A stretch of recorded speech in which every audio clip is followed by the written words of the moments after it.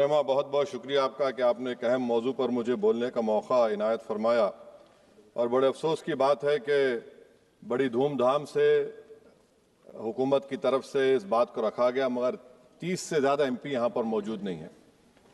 Madam, पहले तो मैं वज़ीर आज़म की इस बात की मजम्मत करता हूँ और उनको बताना चाहूँगा कि जिना के बारे में उन्होंने जो कहा था, हम तो जिना के सख्त मुखालिफ है, इसलिए भारत को अपना वतन माने, मगर 42 में आपके प्यारे वीर और जिना की पार्टी ने नॉर्थ वेस्ट फ्रंटियर, सिंध और बंगाल में मिलकर हुकूमत चलाई और उस हुकूमत ने 1.5 लाख हिंदू और मुसलमानों को अंग्रेजों की फौज में शामिल कराया ताकि वो लड़े। तो किसी शायर ने अच्छा कहा था वजीर आजम के बारे में कि फरेब देकर जमाने को पारसा ना बनिए, इन्हें कहो कि वो बंदा बने खुदा ना बने, अमीर शहर यही चाहता या हजरत कि हमारी चीख गले में रहे सदा ना बने। दूसरी बात मैडम, हमारे वजीर दिफा जनाब राजनाथ सिंह साहब ने बड़ा ही अजीब व गरीब और तकलीफ दे बात कही उम्मुल मोमिनीन के बारे में और उम्मुल किताब के बारे में। उम्मुल मोमिनीन उनको कहते हैं जो हमारे प्रॉफिट मोहम्मद सल्लल्लाहु अलैहि वसल्लम की वाइफ हैं। वो हम तमाम मुसलमानों की माँ, हम उनको तस्वुर करते हैं, मगर हम उनकी इबादत नहीं करते। हम अपनी माँ की इबादत नहीं करते। उम्मुल किताब कुरान है, हम कुरान की इबादत नहीं करते। कुरान अल्लाह का भिजावा कलाम है। तो उसके बारे में भी शायर ने अच्छा कहा कि खबर नहीं जिन्हें अपने दीन व मजहब की, हमें वो दीन का मतलब सिखाने निकले हैं। अहम बात यह है कि मैडम, हमारे मुल्क का आइन का इस लफ्ज से आगाज होता है वी द पीपल। इसका आगाज भारत माता के नाम से नहीं होता है। हमारे संविधान का जो प्रियम्बल है वो क्या कहता है? Liberty of thought, expression, belief, faith and worship. अगर दस्तूर का ये पहला सफा ये बात करता है तो फिर कैसे किसी शहरी को किसी खुदा, देवी, देवता की इबादत करने पर या सजदा करने पर मजबूर किया जा सकता है? आप ही की पार्टी से आज की जो बातें हुई इसी कब हो रही हैं। हमारे कॉन्स्टिट्यूंट असेंबली में मैडम एक मोहतरमा थी रोहिणी कुमार चौधरी ने एक तजवीज दी थी कि प्रियम्बल में किसी देवी के नाम से शुरू हो। उन्होंने खास तौर से वंदे मातरम का जिक्र किया, मगर उसको कबूल नहीं किया गया। फिर केवी कामत साहब ने एक तजवीज दी कि इट्स सिटीजन्स को बदलकर हर सिटीजन्स किया जाए और खुदा के नाम से शुरू किया जाए, वो तरमीम को मुस्तरद कर दिया गया।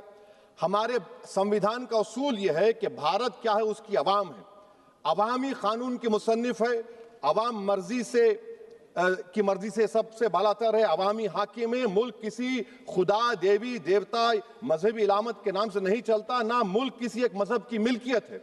इसीलिए बाबा साहब अम्बेडकर ने क्या कहा था? उन्होंने मदर इंडिया के नजरिए को मुस्तरद किया। बाबा साहब ने एक नई इस्तिलाह वजह कर दी और कहा कि भैक्षित भारत, ये बाबा साहब अम्बेडकर ने कहा। अब मैडम, अगर मजहबी आजादी इस आइन का बुनियादी उसूल है तो सवाल ये पैदा होता है कि उस वक्त हमारे जो कॉन्स्टिट्यूंट असेंबली के प्रेसिडेंट थे जनाब राजेंद्र प्रसाद साहब ने किस बुनियाद पर वंदे मातरम को कौमी तराना करार दिया?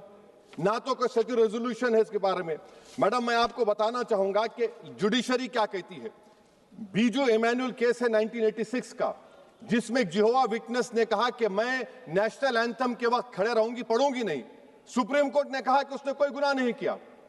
वहीं एक 2017 का केस है अश्विनी उपाध्याय का केस सुप्रीम कोर्ट का, उन्हें कहा गाइडलाइंस दिए जाएं वंदे मातरम पर, सुप्रीम कोर्ट ने नहीं कह दिया।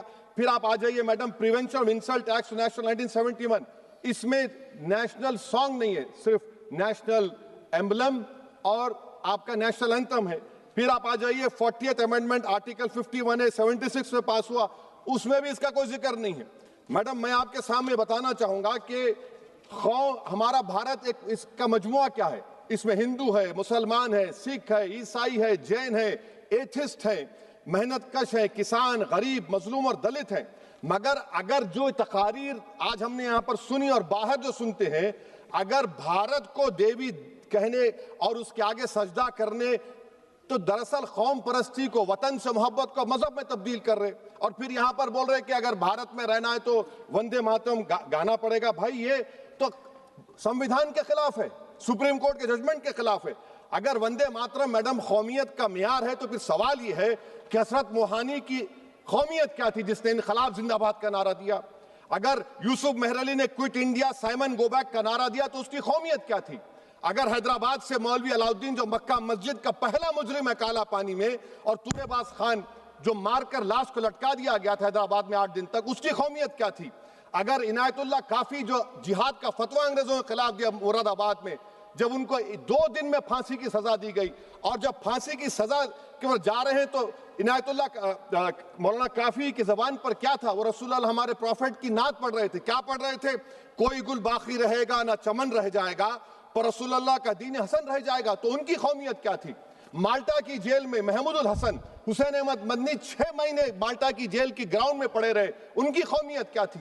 अल्लामा फजल खैराबादी का वो सेल काला पानी का पुकार पुकार कर से पूछ रहा है, जो वहीं पर मर गए, खबर वहां पर है, बताओ मेरी कौमियत क्या थी? मैडम, मैं एक मुसलमान हूं, मैं इस्लाम को मानने वाला बावकार इंसान हूं और मेरे मजहब की बुनियादी तालीम तौहीद है, ला इलाहा इल्लल्लाह, नहीं है कोई खुदा सिवा अल्लाह के।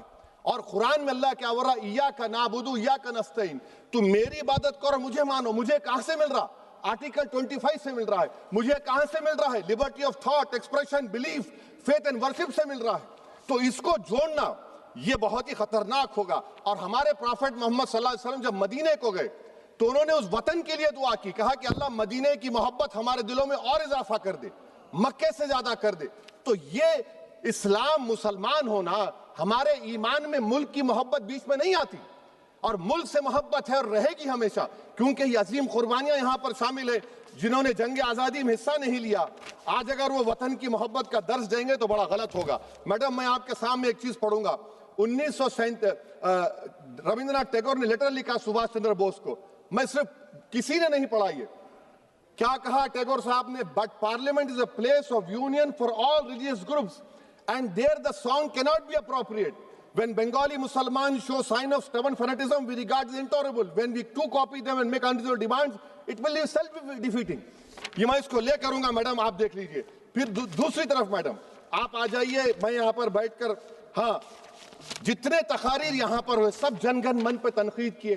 तो मैडम मुझे ये कहना पड़ेगा कि जनगण मन पर आप लोग इतनी तकलीफ क्यों उठा रहे हैं? आखिर इतनी तकलीफ क्यों है? तो मैं जब जाकर देखा तो मुझे 28 दिसंबर का ऑर्गेनाइजर मैगजीन का आर्टिकल मिला, जिसमें ऑर्गेनाइजर लिखता है कि what is the moral sanction behind government choice of Jana Gana Mana, except that it can be made an item of entertainment at the sumptuous parties thrown by government officials। आप बताइए, इसका बोलेंगे आप? और फिर उसके काइंड कैसा करते हैं? It will mean we can not love our motherhood. Madam please, it will mean that Vande Mataram is buried alive with the word Jangan Mana on the tombstone, for the tomb will also be of Jangan Mana of the will of the people। इस पर आप क्या बोलेंगे? Madam, मैं आपको ये बताना चाह रहा हूं कि वतन की मोहब्बत हमारे लिए बहुत अहम है, मगर ये बताइए हमको कि अभी मैडम यहाँ पर आनंद मठ के बारे में बहुत कुछ कहा गया। मैं सिर्फ 2 मिसालें आपको देता हूं। आनंद मठ के पेज नंबर 70 और 80 को पढ़ लीजिए।